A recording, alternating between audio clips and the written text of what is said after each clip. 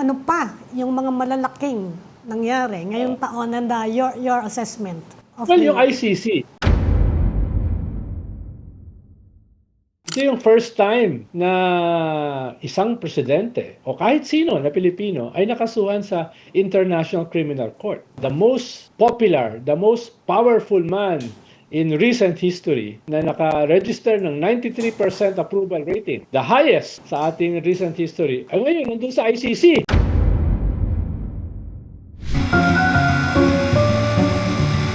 This is Truth on the Line. Kung ano pa yung mga malalaking nangyari ngayong taon and your assessment of Well, the yung ICC, ito yung first time na isang presidente o kahit sino na Pilipino ay nakasuhan sa International Criminal Court. No? The most popular, the most powerful man in recent history na naka-register ng 93% approval rating, the highest, no? Sa ating recent history. Ay ngayon nandun sa ICC at nilalabi na siya ay incapable of appearing sa korte dahil siya ay ganito-ganito yung kanyang kalusugan, no? Parang kawawang-kawawa. Pero nireject naman eventually ng ICC, nandun siya ngayon. Historic yan. No? At napakalaki niyan. Napakalaking event niyan. No? Dahil kung siya ay, dahil sa nangyari sa kanya, magdadalawa, tatlo, apat na isip kung sino mang presidente ang hahawak ng poder, hindi na niya uulitin yan. Then, ibig sabihin, nobody is untouchable.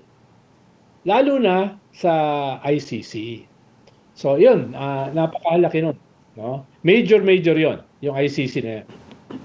On the other hand, merong mga nagsasabi na masama daw yung epekto nung timing lang naman siguro nung pag-aresto doon sa nangyari nung eleksyon, which was another big story this year. Ano? Anong tingin mo doon?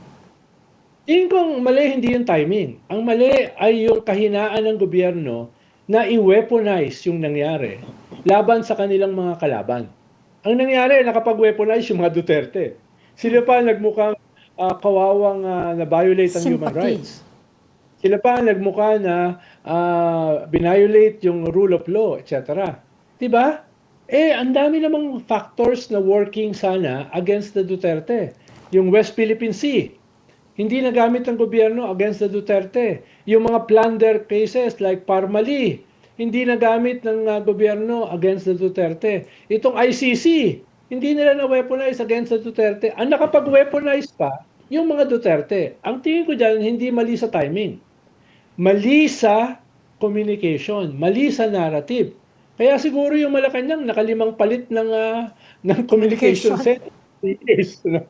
Dahil nga, hindi nila nakuha yung tamang strategy laban sa mga Duterte. Yung mga anti-Duterte naman, nanalo naman Kiko, Bam, Akbayan, di ba? Mga historic wins yan Pero, yung gobyerno na allegedly anti-Duterte, hindi naayos yung kanilang messaging. Hindi timing ang usapin. Messaging, strategy, communications, di ba? Talking heads. Makakabawi pa ba ang administrasyon in the coming year?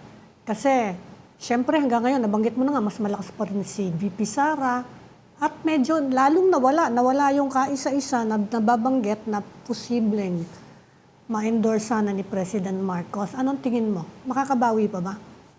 Tingin ko kung mag-aayos sila sa communications at narrative, no?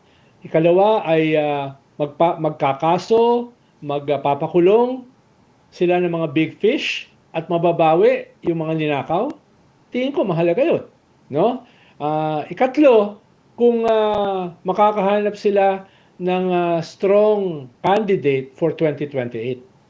No? Dahil sa ngayon kasi wala silang malinaw na kandidato No? Tingin ko yung mga variables na yan, kung aayusin nila, pero yung pinakamahalaga, economy. No? Ano palala ang economy next year? Kung at the very least, ma-maintain nila no?